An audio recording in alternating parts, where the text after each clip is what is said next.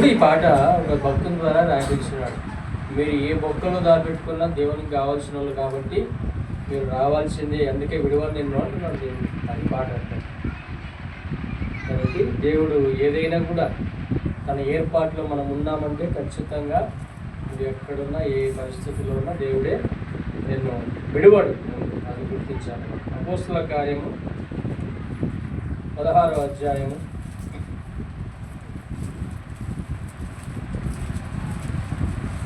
16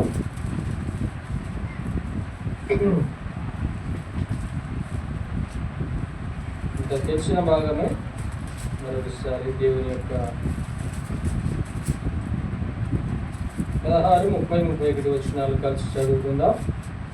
వారిని వెలుపలకి తీసుకొచ్చి, అయ్యలారా, రక్షణ పొందుటకు నేనేమి చేయవలను? అందుకు వారు, ప్రభువైన యేసునందు విశ్వాసం ఉంచుము, అప్పుడు నీవును నీ ఇంటి వారిని రక్షణ పొందుతానని చెప్పి.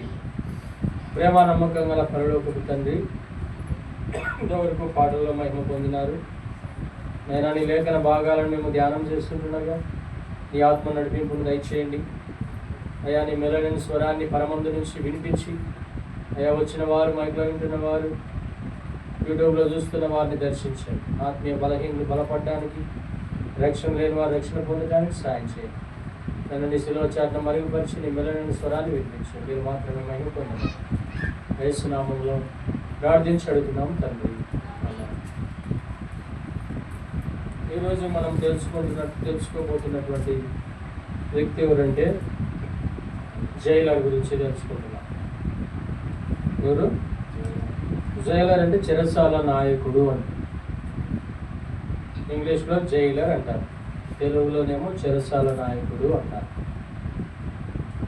ఆ వ్యక్తి మొదట ఎలాగుండేది తన పరిస్థితి, తర్వాత ఎలాగా మార్పు చెందిన జీవితంలోనికి వచ్చాడు అనేది ఈ సాయంకాల సమయంలో కొద్ది తలంపులతో మనకున్నటువంటి మరి కాల పరిధిలో మనం తెలుసుకొని కలిసి ఆత్మీయ సత్యాన్ని మన హృదయంలో భద్రపరుచుకొని ఇక్కడి నుంచి వెళ్దాము కాక. మరి మైండ్, మనసు, శరీరము ఇక్కడే ఉంచండి.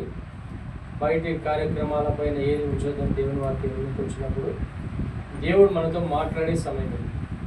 కాబట్టి ఇంటికి వెళ్ళిన తర్వాత ఇంటికాడ, ఇంటికి వచ్చిన తర్వాత దేవుని మాటలు మాత్రమే వినాలని ప్రభు పేరిట మీకు మనవి చేస్తూ ఉంటున్నాం. చెరసాల నాయకుడు పలికిన 2 మాటలు 30, 31 వచనంలో ఏమంటున్నాడు? వారిని వెలుపలకి తీసుకుని వచ్చి, అయ్యలారా, రక్షణ పొందుటకు నేనేమి చేయవలను? ఈనాడు ఈ ప్రశ్న ఏ మానవుడు కూడా ఈ భూమి మీద అడగట్లే. అసలు ఏం జరిగింది అని ఆయన రక్షణ పొందాలనుకుంటున్నాడు? ఎందుకు రక్షణ పొందాలనుకుంటున్నాడు? ఏ కారణం చేత ఆయనను దేవుడు దర్శించినాడు? ఈనాడు రక్షణ లేని వారు అనేక మంది ఈ ప్రశ్న వేసుకొని చూడాల. మన ముందు భాగాల్లో మనం గమనిస్తే కనుక పౌలు, శీలాలు వారందరూ కూడా దేవుని యొక్క సువార్తను మసిదోనియా ప్రాంతం అంతా సువార్తను ప్రకటిస్తూ ఉంటే అక్కడ కొంతమంది గిట్టని వారు ఆయనను కొట్టి, పౌలును, శీలాను వీళ్ళందరినీ కూడా చెరసాలకు అప్పచెప్పినారు. ఆడదాకా ఒక భాగం వేసుకుంటే కొట్టారు, కొట్టి ఆ జైల్లో పడేశారు ఇద్దరిని కూడా. అప్పుడు జరిగినటువంటి సంఘటన ఇది. ఇలాగా రక్షణ పొందుటకు నేనేమి చేయవలేను అంటున్నాడు అక్కడ. జైలర్ అంటే ఉదాహరణకు పోలీస్ డిపార్ట్మెంట్ వారిని చూసినప్పుడు మనుషులకు భయం వేస్తారు. ఎందుకు? వారి దగ్గర చట్టం ఉంది, వారి దగ్గర అన్యాయం చేసిన శిక్షిస్తారు, ప్రజలకు కాపుదలగా వారు ఉంటారు భౌతికంగా. మరి చెరసాల నాయకుడు కూడా అలాంటి వాడే, కఠినాత్ముడు. ఒక పేరు పెట్టాలంటే ఈ వ్యక్తి ఎవరు? కఠినాత్ముడు. మరి ఎందుకు రక్షణ పొందాలనుకుంటున్నాడు? దేవుణ్ణి ఎరగనటువంటి వ్యక్తి ఈ వ్యక్తి, దేవుని నామాన్ని గ్రహించినటువంటి వ్యక్తి, దేవుణ్ణి స్వీకరించినటువంటి వ్యక్తి. ఒక మాటలో చెప్పాలంటే యేసు ప్రభు ఎవరో తెలియనటువంటి వ్యక్తి. మరి ఎందుకు నేను రక్షణ పొందుకోవాలనుకుంటున్నాడు ఆయన? అంటే దేవుడు చేసినటువంటి ఒక అద్భుతాన్ని చూశాడు, దేవుడు చేసినటువంటి ఆ కార్యాన్ని చూశాడు.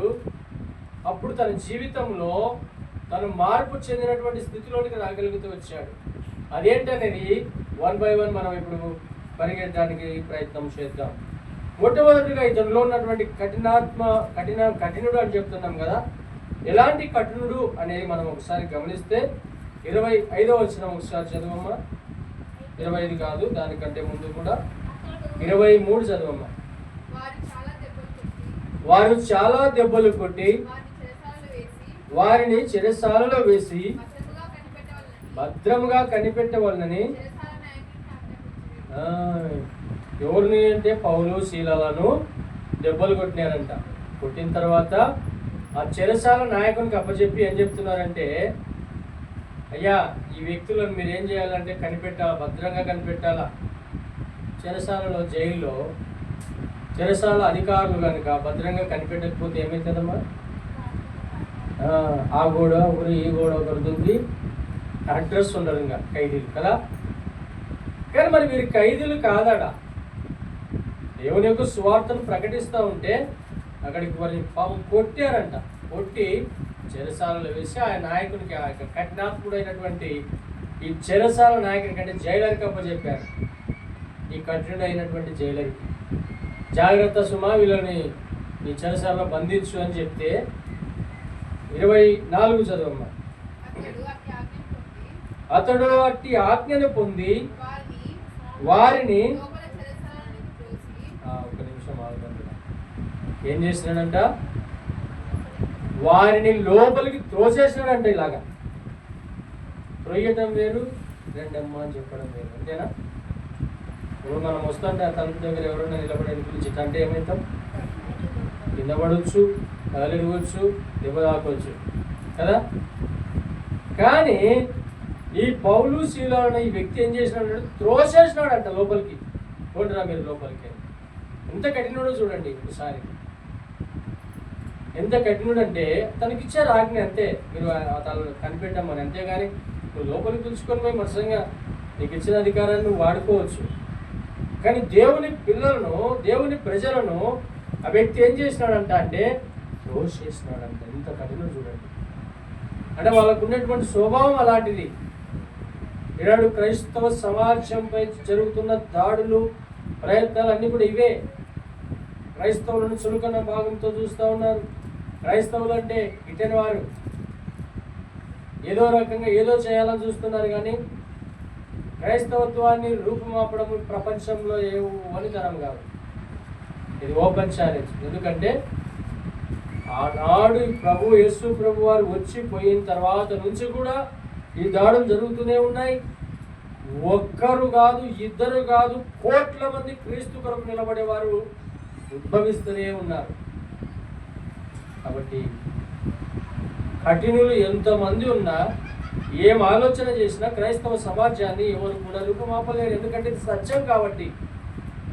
దేవుని యొక్క వాక్యమే సత్యము, దేవుడే సత్యం కాబట్టి ఈ సత్యమైనటువంటి దేవుణ్ణి వెంబడిస్తున్నటువంటి సమాజాన్ని కూడా దాడులు చేయాలని చూస్తున్నారు. ఇప్పుడు ఇలాంటి కఠినలు ఆనాడు జరిగాయి, ఈనాడు జరుగుతాయి, రేపు కూడా జరుగుతాయి. కానీ క్రైస్తవుడు భయపడరు. ఎందుకో తెలుసా? ఎందుకు? ఒక మాట ఇక్కడే అపోస్తల కార్యం 3వ అధ్యాయంలో ఈ సందర్భంలో దేవుడు ఆ మాటను జ్ఞాపకం చేస్తూ ఉన్నాడు. చూద్దాం.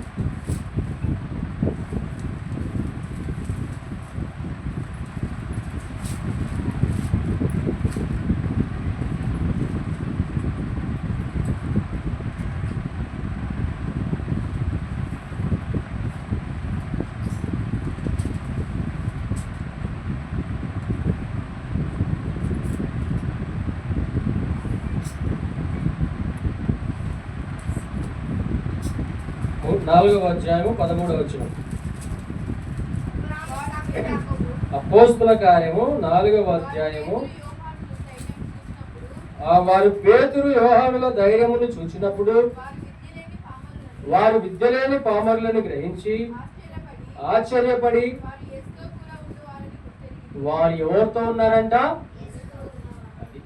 వారికి ఏం లేదంట, చదువు లేదు.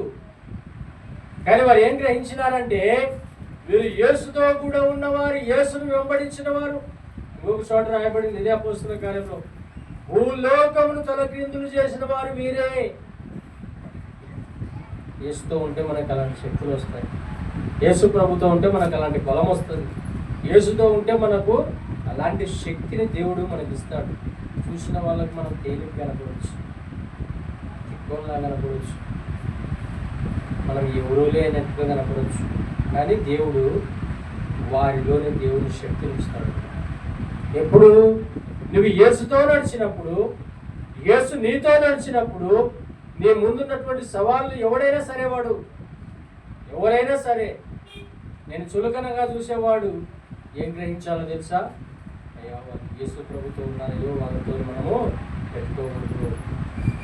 ఎందుకంటే నన్ను ముట్టిన వాడంట యేసు ప్రభు కనుగుడును ముట్టిన వాడితో సమానుడంట. నవాడబడి పరిశుద్ధ గ్రంథంలో ఉంది. కాబట్టి నన్ను ముట్టడానికి వాడు ప్రయత్నం చేశాడా? అవతల ఎవడైనా సరే,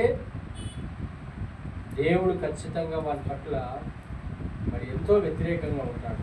అందుకే ఈనాడు క్రైస్తవ సమాజం ఎంతో ధైర్యంగా ఉండొచ్చు, భయపడాల్సిన అవసరం లేదు. దేవుడు యేసుతో కూడా ఉన్నవారని వాళ్ళు గుర్తెరిగినారంట.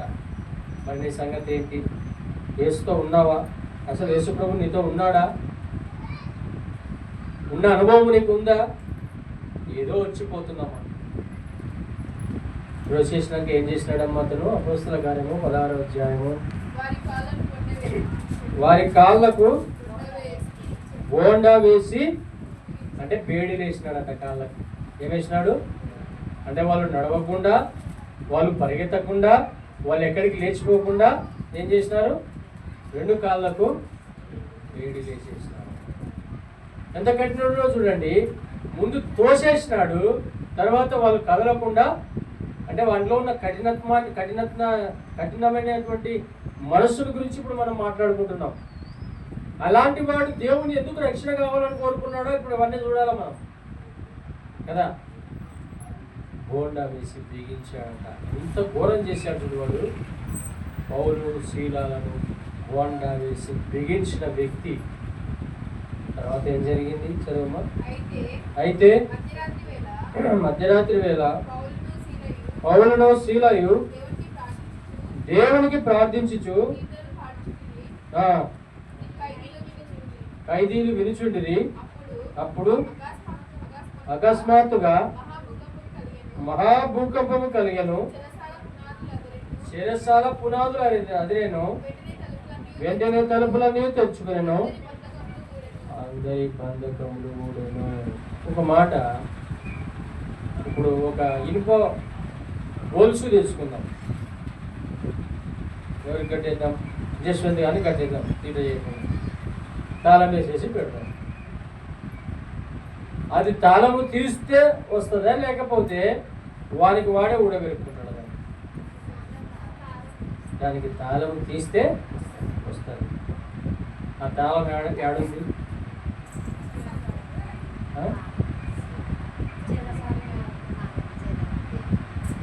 ఇన్న వర్తమానం, ఇప్పుడు ఇన్న వాక్యాన్ని బట్టి నువ్వు ఎప్పుడూ క్యాచ్ చేయాల.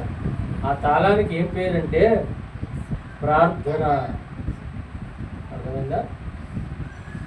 ఇప్పుడు వారి బంధకాలు ఊడిపోయినాయంటాడా? ఎట్ట ఊడిపోతే ఎవరిని అడగవే? అప్పుడు దేవుడు వారి మధ్య ఉన్నాడు కాబట్టి, వారు చేసిన ప్రార్థన దేవుడు ఆలకించినాడు కాబట్టి, ఆ ప్రార్థనలో ఉన్న శక్తిని అక్కడ వారు గ్రహించారు. వారి యొక్క చెరసాల వారిని ఏం చేయలేకపోయింది. వారు వేసిన బేడీలు ఏమైనా ఇప్పుడు అవన్నీ పట్ట తెగి పడినాయి. ప్రేమైనటువంటి వాళ్ళ ఇందులో ఒక నీతిని మనం నేర్చుకోవాలి. ఏంటి తెలుసా? సమస్యలు మనుషునికి వస్తాయి, కష్టాలు వస్తాయి, ప్రమాదాలు వస్తాయి. అన్నిటినీ కూడా తెంపేది ఏంటో తెలుసా? ప్రార్థన. మన జీవితంలో ప్రార్థన అనుభవం ఉందా? మన జీవితంలో ప్రార్థన మనం ఉదయకాలం అంతా విన్నాం. మరి శేఖర్ కూడా అదే వర్తమానం చెప్పాడు. ప్రార్థన, కన్నీటి ప్రార్థనలో ఉన్న శక్తిని గురించి. ప్రార్థన నిర్లక్ష్యం చేస్తున్నాము, జాగ్రత్తగా చూస్తున్నాం. ప్రార్థన నీ బంధకాలను తెంపేస్తుంది, నీ శ్రమలను తెంపేస్తుంది, నీ పరిస్థితులను మార్చగలుగుతుంది. గ్రహించావా? తన సాక్ష్యాన్ని కూడా చెప్పాడు. ఏం చెప్పాడు? ఒకరోజు తినడానికి అన్నం లేకపోతే ఏం ప్రార్థన చేశాడు? లోపలికి పోయి తలుపేసుకొని ఉన్నావా? పొద్దున సాక్ష్యం చెప్పినప్పుడు ఉన్నావమ్మా?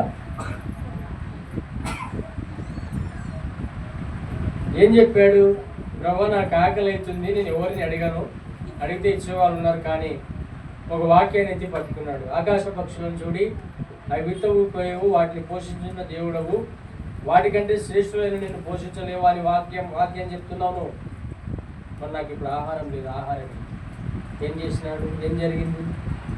ఒక పాప తలుపు కొట్టి స్లేట్ పైన ఒక వేడి అన్నము, ఆ కర్రీస్ తీసుకొచ్చి, మా అమ్మ చెప్పింది మీరు తినాలంట అని చెప్పి ఆ చేతులు పెట్టి, వాస్తవం అదే, పొద్దున ఆయన సాక్ష్యం అదే కదా చెప్పింది. ఇది ఒరిజినల్గా జరిగినవి ఇవన్నీ అనుభవాలు. ఇంకా చాలా ఉన్నాయి తన అనుభవాలు. నా నుంచి కూడా దేవుడు అదే అనుభవాలను నేను కూడా అనేక సార్లు పొందుకున్నా. ఆ అనుభవాల గుండా నువ్వు రావాలంటే నీ జీవితంలో ప్రార్థన అనే శక్తి ఉండాల. ఇప్పుడు బంధకాలు ఊడిపోయినాయి. వారు ఏడున్నారమ్మా? చెరసాలలో ఉన్నారు. చెరసాలలో ఉన్నప్పుడు బంధకాలు ఊడిపోయినాయి. తర్వాత ఏం జరిగింది? చదవమ్మా. అంతలో చెరసాల నాయకుడు మేలుకొని చెరసాల తలుపులన్నీ తెరిచి చూచి ఖైదీలు పారిపోయారనుకొని కత్తి దూసి, ఇక్కడ 2 విషయాలు గమనించాడు. మేల్కొన్నాడంట. ఎప్పుడు? ఆ చెరసాల పునాదులు అదిరినప్పుడు, వారి బంధకాలు ఊడినప్పుడు మేల్కొన్నాడంట. అంటే ఇక్కడ ఏంటంటే దేవుని యొక్క అద్భుతం ఆ చెరసాలలో చూశాడు ఈయన. అప్పుడు మేల్కొచ్చింది. చాలా మందికి ఏంటంటే ఆయన బాగు చేసినాక ఆయన కాడుకుంటాను, ఆయన దగ్గరికి వచ్చి అప్పుడు సాక్ష్యం చెప్పుదాం. ఇక కొంతమంది ఏంటంటే ముందు ప్రార్థన చేయండి సారు, తర్వాత చూద్దాం, అప్పుడు మేల్కుంటాం. అతని సాక్ష్యంలో ఒక భయంకరమైన సాక్ష్యం కూడా ఒకటి ఉంది. ఏంటి తెలుసా? ఒక పాప 1 వారము 10 రోజులు ఉంటే చనిపోతుంది. ఆ విషయం దేవుడు తనకి బయలుపరిస్తే ముందు చెప్పాడట, ప్రార్థనకు తీసుకుని రండి, ఆమెకు వేరే శక్తులు ఉన్నాయి అని చెప్పి. వారు వినలే, ఏదేదో ప్రయత్నాలు చేశారు, ఆ పాప చచ్చిపోయారు. ఇలాంటివి ఎన్నో ఉన్నాయి. ఎందుకంటే తను అనేక రకాలైనటువంటి సాక్ష్యాలను కలిగి ఉన్నాడు. సేవకుడు ఒక మాట చెప్తున్నాడంటే దాన్ని అస్సలు పట్టించుకోరు. ఎప్పుడు మేలుకుంటారో తెలుసా? ప్రమాదం వచ్చినప్పుడు, ఆ రోగము తీవ్రతరమైనప్పుడు, లేదంటే ఆ సమస్య తీవ్రతరమైనప్పుడు పాస్టర్ గుర్తొస్తాడు. అప్పుడు సేవకుడి దగ్గరికి వస్తారు. లేకపోతే అంతవరకు రారు. మరి ఆ సంఘ కాపరైనా ఏం చేస్తాడు తెలుసా? వాడు హాస్పిటల్లో ఉన్నా, ఎక్కడ ప్రమాదంలో ఉన్నా ఏం పట్టించుకోడు. ఎందుకో తెలుసా? ఆడిపోతే ఏమి రాదు.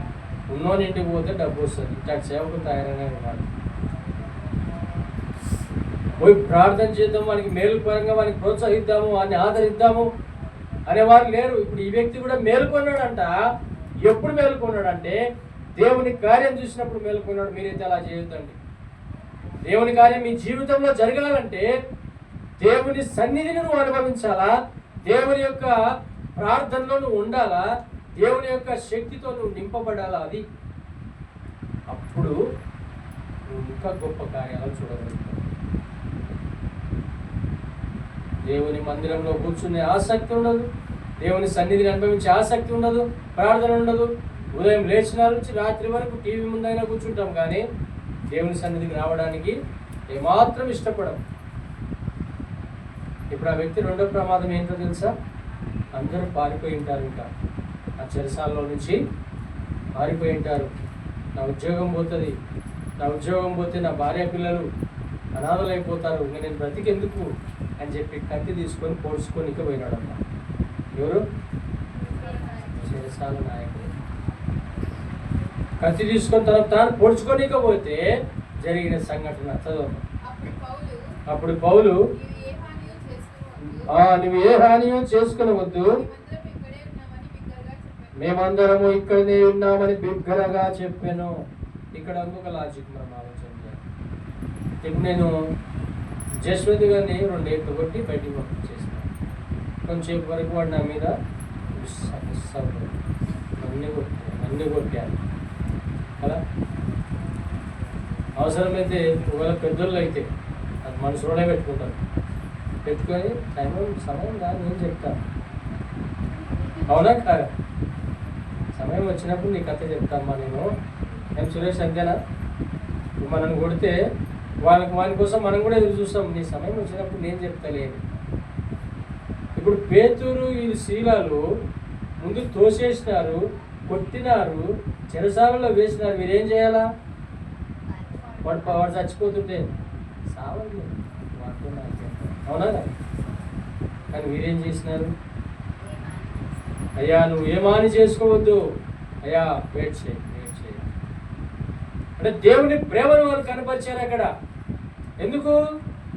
దేవుని వారు వెంబడిస్తున్నారు కాబట్టి, శత్రువుని కూడా ప్రేమించాలి కాబట్టి, ప్రమాదంలో ఉన్న వ్యక్తిని ఎవడైనా సరే, వాడు మన పగవాడైనా సరే, వాడిని కాపాడాలనే మనస్సు మనకు ఉండాలి. కాబట్టి వారు ఏం చేస్తారంటే, అయ్యా అంత పని చేసుకోదయ్యా, నీ ఉద్యోగం నీకు ఉంటుంది, మేము ఎవరం పారిపోలేదు, ఇదిగో ఇక్కడే కూర్చున్నాం చూడండి అంటే, అప్పుడు ఏం జరిగింది? అతడు దీపము తెమ్మని చెప్పి లోపలికి వచ్చి వణుకుచు పౌలుకును. అబ్బా, ఎంత చక్కటి మార్పు! అంత సడన్గా ఎట్లా వచ్చింది? ఈయనకి 2 అర్థాలు ఉన్నాయి ఇక్కడ. ఎలా వచ్చాడంటే అతను వణుకుతూ, వర్షం పడితే వణుకల. ఎందుకు వణికినాడు? ఆడ చెరసాలలో దేవుని కార్యం చూసినాడు కదా. ఏమని? పునాదులు అదిరినాయి, బంధకాలు ఊడిపోయినాయి. ఎవరు? మేమేం తాళాలు తీయలేదే, మేము ఎవరిని కూడా వారిని లోపలికి అంటే వారి బంధకాలను తాళం తీయకుండానే ఊడిపోయినావే, కింద చెరసాలంతా అదిరింది అని చూసినాడు చూడు. ఆ భయం ఇప్పుడు వచ్చింది ఆ వ్యక్తికి. చాలా మందికి భయం ఎప్పుడు వస్తుందంటే, దేవుడు నీ దగ్గరికి తీసుకొచ్చినటువంటి పరిస్థితులను బట్టి భయం వస్తుంది. అప్పుడు ఏం చేసినాడంట? వణుకుతూ వచ్చినాడంట. ఏమని? వణుకుతూ వచ్చినటువంటి అనుభవం నీకు ఉందా? దేవునికి ఎవరు ఇష్టమో తెలుసా? యెషయా 66 2వ వచనం.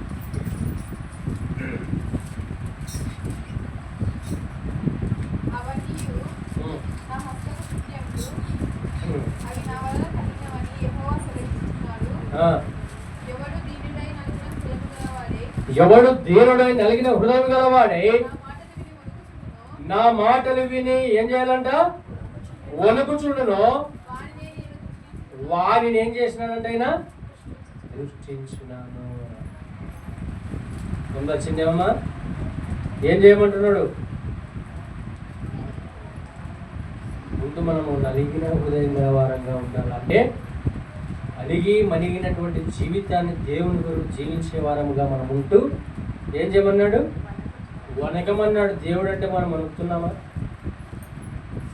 మనం చేసేటువంటి పని దగ్గర వణుకుతున్నాం, సార్లకు వణుకుతున్నాం, అందరికీ వణుకుతున్నాం. ఎందుకంటే వారికి వణుకకుంటే మన బతుకు లేదనుకుంటున్నాం. కానీ నువ్వు వణకాల్సింది ఎవరికో తెలుసా?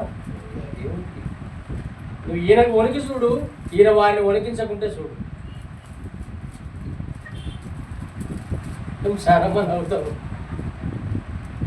నువ్వు ఈయనకు వణికి చూడు, వాళ్ళని వణికించకపోతే అడుగు. ఒక చిన్న ఉదాహరణ చెప్తా. హెబ్రోన్లో అంటే సేవ చేస్తూ పరిచర్య చేస్తూ ఉద్యోగం చేసే వ్యక్తి, ఆయన ఏం చేస్తూ వచ్చాడంటే, మంచి ఇంజనీర్. ఆయన పైన ఒక బాస్ ఉన్నాడు. నిజంగా జరిగిన సంఘటన ఇది. మీరు కావాలంటే ఆయన పేరు చెప్పిన తర్వాత సాక్ష్యం వినండి. ఆయన బాస్ ఏం చేసినాడంటే, ఒక ప్రాజెక్టు సంతకం పెట్టాలంటే బల్ల కింద చేయబెట్టారు కదా, ఏం పేరమ్మా అది? లంచం. ఆ ప్రాజెక్టుపై సంతకం చేసి 5 లక్షలు వస్తాయి. కానీ ఇక్కడ ఉన్న వ్యక్తి ఎవరంటే క్రిస్టియన్. నేను చేయను ఆ పని అన్నాడు. ఈయన పైన ఉన్న బాస్ ఏం చెప్పినాడంటే, నువ్వు తీసుకోకపోతేలే, తెచ్చి నాకు అవి ముట్ట చెప్పి నా చేతికి అన్నాడు. అట్ట కూడా చేయను నేను అన్నాడు. ఏమన్నాడు? అట్ట కూడా నేను చేయను అన్నాడు. ఈ బాస్కు కోపం వచ్చింది. ఇప్పుడు మన పైన ఉన్న బాస్ ఏం చెప్తే మనం అది చేయాల. కానీ ఈ వ్యక్తి ఏం చేసినాడంటే, నేను చేయను ఆ పని అని చెప్పినాడు.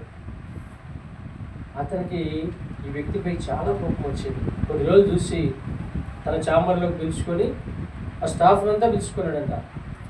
ఎందుకు తెలుసా? మీకు ఈ వ్యక్తి ద్వారా ఏమన్నా మీకు ఇబ్బంది కలిగితే చెప్పండి, ఇమ్మీడియట్గా సస్పెండ్ చేస్తారు. ఎవరిని? క్రిస్టియన్.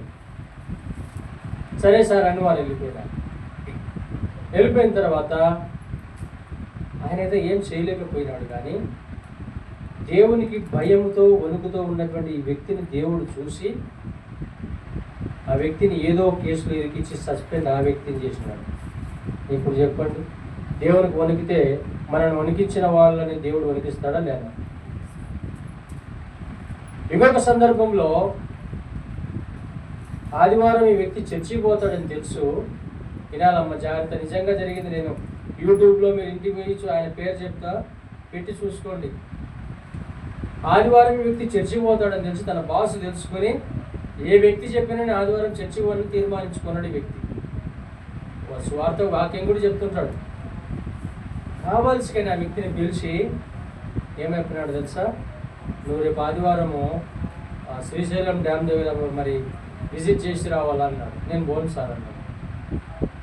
నేను నీ బాస్నయ్యా, అయినా పర్వాలేదు సార్, నేను చర్చికి వెళ్ళాలా, దేవుణ్ణి ఆరాధించాలా, నీ ఉద్యోగం పోతుంది, అయినా పర్వాలేదు సార్, ఇప్పుడే రాజీనామా ఇచ్చేస్తా అని చెప్పి ఒక లెటర్ మీద ఒక రాత రాశాడు. ఏంటంటే, నేను ఒక క్రైస్తవుని, ఆదివారం రోజున నేను మందిరానికి పోతా అని ఈ ఆఫీసర్కి తెలుసు. కాబట్టి తెలిసి కూడా నన్ను కావాల్సికని ఆదివారం రోజు చర్చికి రాకుండా చేస్తున్నాడని చెప్పి ఒక సంతకం ఒక పేపర్ మీద రాసి నా రాజీనామాను అంగీకరించాలని ఆయన పైన ఆఫీసర్కి లెటర్ రాశాడు. ఆ లెటర్ ఎవరికి ఇచ్చాడంటే బెదిరిస్తున్న వ్యక్తిగా చదువుకొని ఇచ్చాడు. రాజీనామా ఎక్కడ చేసేసినాడు, గవర్నమెంట్ ఉద్యోగం అది. ఆ వ్యక్తి ఏం చేశాడంటే ఆ లెటర్ చూసి, పెట్టుకోబడు నువ్వే, ఇది కానీ ఇస్తే నా ఉద్యోగం పోతుంది అన్నాడు. ఈ వ్యక్తి ఆ వ్యక్తిని వణికించాలనుకున్నాడు. దేవుడు ఆ వ్యక్తిని ఏం చేసినాడు? ఆడ ఇంకో క్రైస్తవుడు ఉన్నాడంట. ఈ వ్యక్తి ఆ వ్యక్తిని కూడా పరీక్షిద్దామని సదాంశ వ్యక్తి నేను ఒక అన్నాడంట. రేపు శ్రీశైలం డ్యామ్ అంటే సరే సార్ పోతాను. అప్పుడు ఈ అన్యుడు ఏమన్నాడు తెలుసా? నువ్వు నిజమైన క్రైస్తవుడు కాదురా, ఎందుకంటే చూడు రాజీనామా చేయడానికి కూడా రెడీగా ఉన్నాడు. ఇద్దరు 50 కుటుంబాలు తెచ్చుకోండి. దేవుని కొరకు రోషంతో బ్రతికే వాళ్ళు అలా ఉంటారు. కాబట్టి ఆయన ఎవరో కాదు, ఎప్పుడన్నా జాన్ విక్టర్ గారని ప్రతి ఉదయం మనకు మెసేజ్ చెప్తా ఉంటాడు మన యూట్యూబ్. ఆయన వ్యక్తిగత సాక్ష్యం అని నేను మన విన్నా ఒక వారం కిందట. చాలా ఆశ్చర్యం అనిపిస్తుంది. మనం దేవుని కొరకు వణుకుతున్నామా? మనుషుల కొరకు వణుకుతున్నాం, కానీ దేవుని కొరకు ఎప్పుడు వణుకుతాం? ఒక స్త్రీ మార్క్స్ వార్త 5వ అధ్యాయంలో 12 ఏళ్ల రక్తస్రావంగా స్త్రీ యేసు ప్రభు దగ్గరికి వణుకుతూ వచ్చిందంట. మేలు పొందుకుంది ఆమె. నువ్వు వణుకుతూ వస్తేనే మేలు పొందుకుంటావు, వణుకుతూ వస్తేనే దేవుని యొక్క కార్యాలు చూస్తావు. దేవుని సన్నిధి అంటే భయం లేదు, దేవుడు అంటే భయం లేదు, అసలు దేవుని వాక్యాన్ని లక్ష్య పెట్టడం లేదు. ఇంకొకటి కూడా చెప్తాను, కలబూర గంపలకు ఆడ కొంచెం ఈడ కొంచెం ఆడ కొంచెం వినొద్దండి వాక్యాలు. స్టాండర్డ్ ఒక చోట నేర్చుకోండి. మేము మా చిన్నతనం నుంచి ఒకే ఎబ్రోన్ పరిచయంలోనే పెరిగినాం. కారణం ఏమో తెలియదు, కానీ మా నాయనమ్మ ఉండడం బట్టి ఇప్పటి వరకు కూడా ఆ పరిచర్యలను మేము స్వీకరిస్తున్నాం. అటు ఇటు వెళ్ళలే. ఎన్నో మన స్థానికంగా ఇలా చుట్టూ ఉన్న కూడా ఒకే పరిచర్యకి అలవాటు కావాలా. కలకూర గంప ఏమవుతుందంటే రకరకాలైనటువంటి బోధలు మన చెవుల్లో పడి విషయకూడదు. ఆయన ఏంటి చెప్పినాడు, ఈయన వాసిపోయి తలకాయ నీకు ఆత్మీయ జీవితం పడిపోతుంది కన్నా. అందుకే చెప్పి ఒకదానికి అలవాటు అయినా చచ్చేంత వరకు దానికి అలవాటు. చాలామంది చూస్తూ ఉంటారు, ఇక్కడికి వచ్చే వాళ్ళు కూడా ఆటోలో దిగుతారు మధ్యాహ్నం పూట, నా కళ్ళ కనపడినారు. సరే ఇక్కడికైనా పోలే, మనకెందుకు లేదు. దేవుడు బ్రతికించినంత వరకు వాక్యం నేర్పించాలనే ఆశ నాకుంది. నేర్చుకుంటే వారు బాగుపడతారు, నేర్చుకోకపోతే నేనేం చేయలేను. నేను దేవుడు ఏమన్నాడంటే నీ పాద దులుపు వారి పక్షాన అన్నాడు. ఎందుకు? అదే సాక్ష్యం వాళ్ళకి నాకు. కాబట్టి వణుకుతూ రావాలా దేవుని సన్నిధికి. ఈ వ్యక్తి అలాగే వచ్చాడు, సాగిల పడినాడంట. అంటే మోకరిల్లి నడవాలి మనకి వచ్చి. మొదటి ఏం చేసినాడు?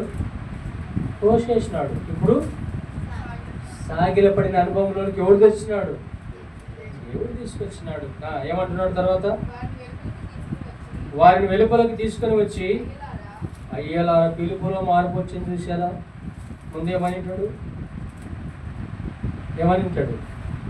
రే ఎక్కడరా మన ఇక్కడ తీసుకురా, తోసేద్దాం లోపలికి అని అంటాడు. అవునా? అంటే వాళ్ళకి వచ్చే భాష ఇదే జైలర్లకు. ఇప్పుడు ఏమంటున్నాడు? అయ్యలారా. మనం ఎవరికైనా పెద్ద అధికారులకు లెటర్ రాయాలంటే ఏమని రాస్తాం? ముందు అయ్యలారా రాయాలి, కానీ అయ్యా అని రాస్తాం.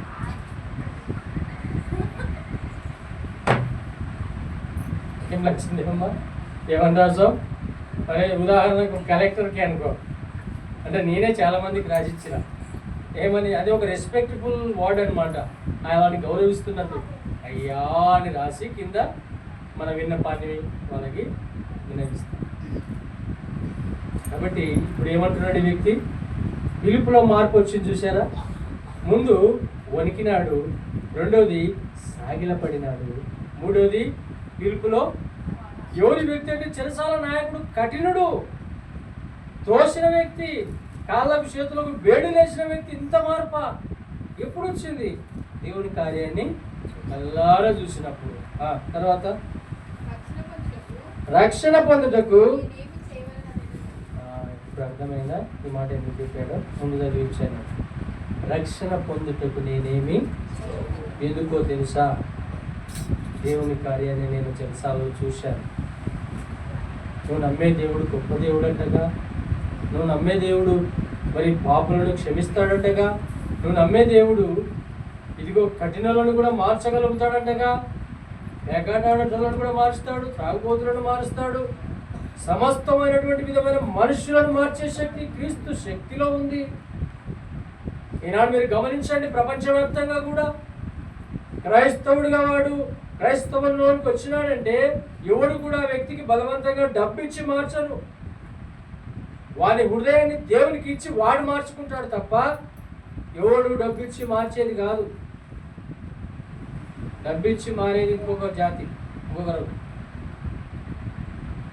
ఎవరు తెలుసా?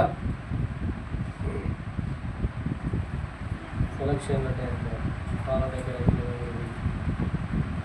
పైసలు తీసుకొచ్చి పోటీ, ఆ పక్షాన ఈ పక్షాన, అక్కడ పోయి ఇక్కడ పోయి పోసేది మాత్రం ఒకే ఓటు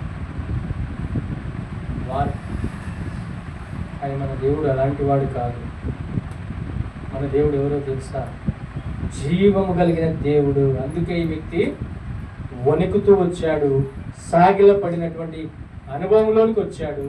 పిలుపులో కూడా మార్పు వచ్చి ఇప్పుడు ఏమంటున్నాడంటే, అయ్యా మీరు నమ్మే దేవుని నేను కూడా స్వీకరిస్తాను, మీరు నమ్మే దేవుని నేను కూడా ఎరుగుతాను. నేను రక్షణ పొందాలంటే ఏం చేయాలో చెప్పండి. చదవమ్మా. అందుకు వారు ప్రభుని యేసునందు విశ్వాసం ఉంచుము, అప్పుడు నీవును ఏముంచాలంటమ్మా? ఎవరినందు?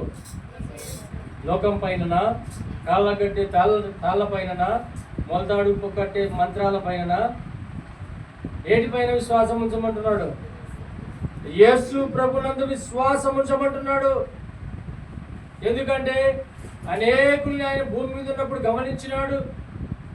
వారి అవిశ్వాసాన్ని బట్టి ఆయన అనేక అద్భుతాలు అక్కడ చేయలేదని మత్తయి సువార్తలో రాయబడింది. ఈనాడు ఇక్కడ కూర్చున్నా నీవు యేసునందు విశ్వాసం ఉంచినావా, లేదంటే లోకంలో ఉన్నటువంటి వాటి వేటిపైన విశ్వాసం ఉంచినావా? నువ్వు ఉంచాల్సిన విశ్వాసం యేసు ప్రభుపై. నువ్వు ఆయనపై విశ్వాసం ఉంచినట్లయితే దేవుడు క్షమిస్తాడు, నిన్ను పాపానికి అప్పచెప్పకుండా, నరకానికి అప్పచెప్పకుండా పరలోకం వైపు తను ప్రయాణం చేసేటట్టుగా దేవుడు చేయగలుగుతాడు. రక్షణ పొందుతాడు. ఏం చేయాలన్నప్పుడు యేసునందు విశ్వాసం ఉంచి ఆయన ఏంది విశ్వాసం అంటే ఏంటి? ఏంటమ్మా? వారం వారం చర్చకు వచ్చేదా? వాక్యం చదివేదా? ప్రార్థన చేసేదా? యేసునందు విశ్వాసం ఉంచి ఆయన యొక్క పనులు ఏమైతే చేశాడో, ఏమైతే చెప్పాడో వాటిని అనుసరించి జీవించడమే. అది ఆయనను అనుసరించి జీవించకపోతే నువ్వు ఎవరిని అనుసరిస్తున్నావు అంటే లోకంలో సాతానుని అనుసరిస్తూ ఉంటావు. ఈనాడు అనేకులు ఆయన ఎందుకు విశ్వాసం లేకనే పక్క చూపులు చూస్తూ ఉన్నారు. వెన్నలు రెండు తలంపులతో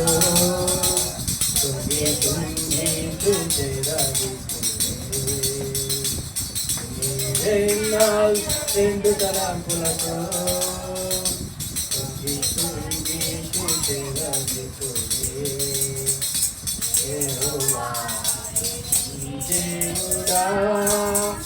లేక వేరే దేవతలున్నారా?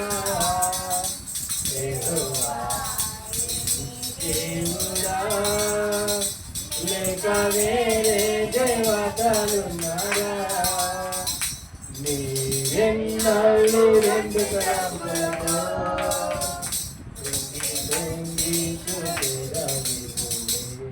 కాబట్టి మనము రెండు తలంపులు ఇటు అటు ఇటు అటు ఉన్నాము. రెండు మూతుల భావం అంటారు కదా, ఇది ముందర వద్దుదంటే వెనుక వస్తుందంట. ఆ చేతిలో మనం ఉండొద్దు దయచేసి. మనది ఒకటే స్ట్రైట్ ఫార్వర్డ్. మన చూపు ఎక్కడ ఉండాలంటే ఆయన వైపే చూడాలా. మన చూపు ఆయన వైపే చూడాలి. ఆయన వైపు చూడకపోతే నువ్వు చూస్తున్నది ఎక్కడో తెలుసా? లోకం వైపు.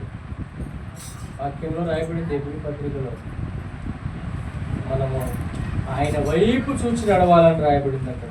చూడండి ఎబ్రీ పత్రిక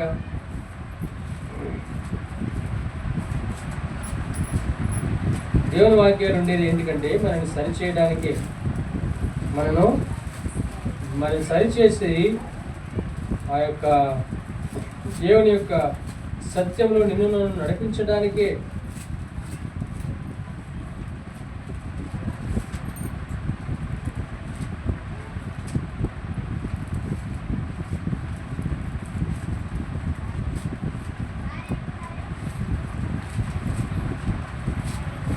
పన్నెండవ అధ్యాయం 2వ వచనం చదవమ్మా. ఇంత గొప్ప సాక్షి సమూహము మేఘము వలె మనల్ని ఆవరించుచున్నందున మనము కూడా ప్రతి భారమును సులువుగా చెక్కులో పెట్టు పాపమును విడిచిపెట్టి మన విశ్వాసానికి కర్త ఎవరుంట? విశ్వాసమునకు కర్తయు దానిని కొనసాగించువాడునైనా. అబ్బా, అది చక్కటి మాట. మనం ఇప్పుడు చెప్పుకున్న మాటకి ఇది జవాబు. విశ్వాసమునకు కర్త యేసు ప్రభు వారు ఆయన వైపు చూచి ఏం చేయాలంటే మనము మన ఎదుట ఉంచబడినటువంటి పందెములో ఓపికతో పరిగెత్తుతాము. ఆయన తన ఎదుట ఉంచబడిన ఆనందము కొరకై అవమానమును నిర్లక్ష్య పెట్టి సిలువను సహించి దేవుని సింహాసనం యొక్క కుడి పార్శ్వమున ఆసీనుడై ఉన్నాడు. మనము ఈయన కూడా ఏం చేశాడంటే, అందుకే అంటున్నారు వాళ్ళు ఏమంటున్నారు, యేసుని విశ్వాసం వచ్చినప్పుడు దేవుడు. ఆ విశ్వాసం ఏంటంటే మనం చూడాల్సింది ఇటు అటు కాదు. మన కంటికి కనపడితే యేసుప్రభు వారి యొక్క సిలువ గుర్తు రావాలా, యేసుప్రభు వారి యొక్క లేచిన విషయం గుర్తు రావాలా, యేసుప్రభు వారి నిత్య జీవము సజీవుడిగా ఇప్పుడు కూడా మన మధ్యలోనే ఉన్నాడు అనే సత్యం గుర్తు రావాలా. అప్పుడు నీకు బలాన్ని పొందుకుంటావు. ఆ విశ్వాసంతో నువ్వు ఏం చేయగలుగుతావంటే శ్రమలను లెక్క చేయవు, ఇబ్బందులను లెక్క చేయవు, అనారోగ్యాన్ని లెక్క చేయవు. నా దేవుడు నాకు ఇచ్చాడు, ఈరోజు ఈ గంట నేను బ్రతికున్నానంటే దేవుని కృప. దేవుని స్తుతించడానికి దేవుడు మనల్ని ఆశీర్వదిస్తేనో మనకు డబ్బు ఇస్తేనో కాదు. ఈరోజు నేను బ్రతికుంటే చాలు, ఈరోజు నేను బ్రతికున్నానంటే ఆయన స్తుతిస్తా చాలు. ఇది దేవుడు ఇచ్చినటువంటి కృప. కాబట్టి ఆ వ్యక్తి ఏం చేశాడంటే ఆయన యందు విశ్వాసం ఉంచినప్పుడు నీవు నీ ఇంటి వారు రక్షణ పొందుదురు అని చెప్తా వచ్చాడు. తర్వాత వారు ఏం చేశాడంటే 31, 32 చదవము, స్పీడ్కి వెళ్దాం. అందుకు వారు ప్రభు అయిన యేసునందు విశ్వాసం ఉంచుము.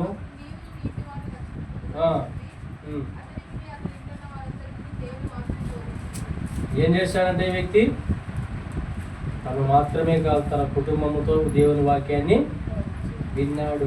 వాళ్ళు బోధించినప్పుడు కుటుంబానికి అంతా బోధించినారు వీళ్ళు.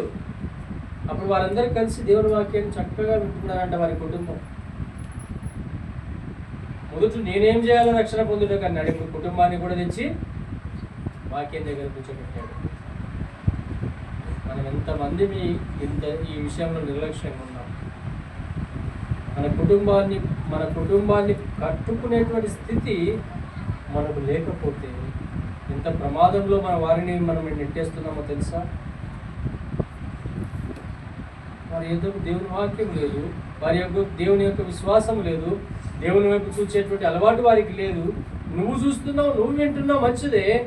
మరి వారి సంగతి ఏంటి? ఎన్నోసార్లు నేను హెచ్చరిస్తున్నది ఇదే. నీకు నీ కుటుంబం వద్దా? ఈడ కుటుంబ వ్యవస్థ పెట్టుకున్నావు కదా, ఈ వ్యవస్థ ఇలాగే దేవునితో ఉండాలని లేదా నీకు? గుర్తించాను. కుటుంబం అంతా కూడా దేవుని వాక్యం వినాలి. చదువు 33.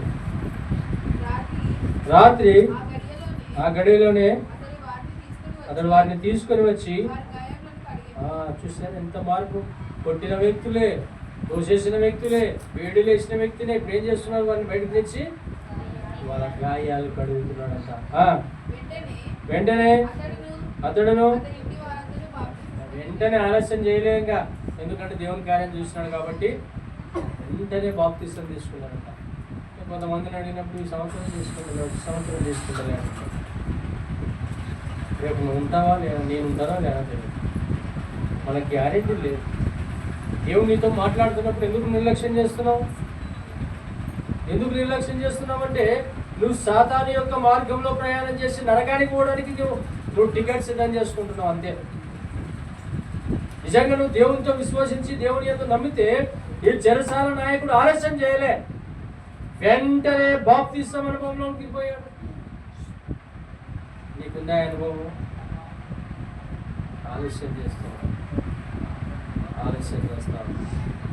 దేవుని ఎరిగిన తర్వాత, ఆయన ఎందుకు విశ్వాసం ఉంచిన తర్వాత, దేవుడు మనతో మాట్లాడినప్పుడు అయ్యా నాకు బాప్తిసం తీసుకుంటా. బాప్తిసం తీసుకోవాలంటే మన జీవితాన్ని ఆయనకు సమర్పించాలి, మన బ్రతుకు ఆయనకు సమర్పించాలా. నా పాత బ్రతుకుని తీసే ప్రభావ, నేను నూతనంగా నీ కొరకు జీవించాలా ప్రభావ అని చెప్పి మనం తీర్మానం చేసుకుని ఆయన వరకు నువ్వు రావాలి. కఠినాత్ముడైనటువంటి ఈ చెరసాల నాయకుడిని దేవుడు ఇలాగ మార్చుకున్నాడు చూడండి.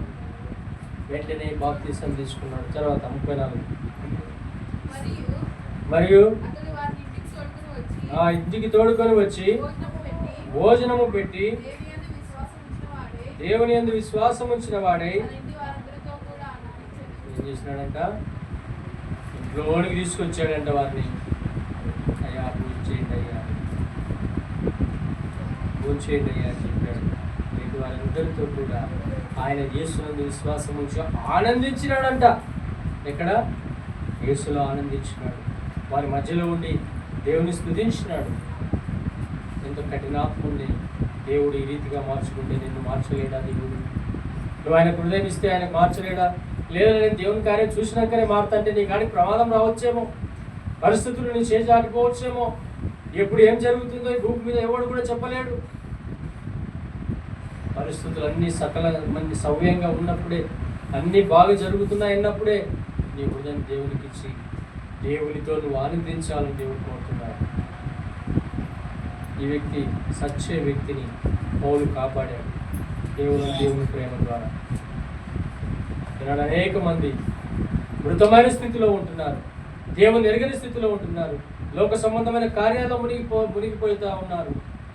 మరి వారందరూ కూడా చచ్చిన స్థితిలో లేరా? ప్రమాదమైనటువంటి అంచుల్లో లేరా? వింటున్నాం. మనమేం చేస్తున్నాం? వారి పక్షాన వింటున్నాం. మనమేం చేస్తున్నాం? దేవుని ప్రేమను వారికి చెప్తూ ఉన్నామా? దేవుని యొక్క సత్యాన్ని తెలుసుకోండి బాబు అని చెప్తున్నామా? ప్రేమైనటువంటి వాళ్ళ కొంచెం సత్యాన్ని గమనించండి. ఈ చెరసాల నాయకుడు మారాడు, యేసులో విశ్వాసం ఉంచాడు, ఆయన దగ్గరికి వచ్చాడు, వారికి వారి పరిచయం చేశాడు, వారికి భోజనం పెట్టాడు. వారి వెంటనే బాప్తిసం పొందుకొని దేవునిలో ఆయన ఏం చేశాడంట? ఆనందించాడంట. మరి నీ కుటుంబాన్ని నీవు ఆనందిస్తూ వారిని ఆనందం లేకుండా చేస్తావా? లేదంటే నీ దేవునితో ఉన్నటువంటి ఆనందంలో వారిని కూడా పాలిభాగస్తులు చేస్తావా? రాన్న దినాల్లో నీ చేతుల్లో దేవుడు ఈ పని ప్రారంభిస్తూ ఉంటున్నాడు. ఒకవేళ నాకు సరైన ఒక్కరు రక్షించబడితే సాధ్యమా, వాళ్ళు బ్రదర్ అని అనుకుంటే దేవుడు నిందలు ఎక్కడ అడుగుతాడు? ఎందుకు నువ్వు పొరపాటు చేసావు? నీ భార్య పట్ల, నీ భర్త పట్ల, నీ తండ్రి పట్ల, నీ కుమార్తె పట్ల నువ్వే నిర్లక్ష్యం చేసావు. ఈనాడు వాడు నరకానికి పోతున్నాడంటే ఆనాడు నువ్వు దేవుని గురించి విని కూడా వారికి చెప్పలే. దేవుడు రేపొద్దున నిన్ను ఆయన సింహాసనం దగ్గర నిలబెట్టి ప్రశ్నించినప్పుడు తల దించుకుంటాం. మన వారందరూ అక్కడ నరకానికి పోతా ఉంటే మనం మాత్రం సంతోషంగా ఉండగలుగుతామా? ఉండలేము. భౌతికంగా ఒకసారి ఆలోచన చేయండి ఈ విషయం. కాబట్టి రాన్న దినాల్లో మన కుటుంబాలను మనం ప్రభు వైపు నడిపించి ఆయన ఆనందంలో నన్ను కూడా పాలిభాగస్తులు చేయాలనుకుంటా ఉంటున్నాడు. కాబట్టి ఈ చెరసాల నాయకుడు కఠినుడు ఎలాగ మారాడు, మనము కూడా మనము మారి అనేకుల్ని ఆ రీతిగా దేవుని వైపు ఆకర్షించి దేవుని యొక్క ఆనందంలో వారిని కూడా పాలిభాగస్తులుగా చేయాలని దేవుడు ఈ సాయంకాలం మీతో మరొకసారి మాట్లాడుతూ ఉన్నాడు. దేవుడు ఈ కొద్ది మాటలను దీవించి ఆశీర్వదించుగాక. ప్రార్థన చేసుకుందాం.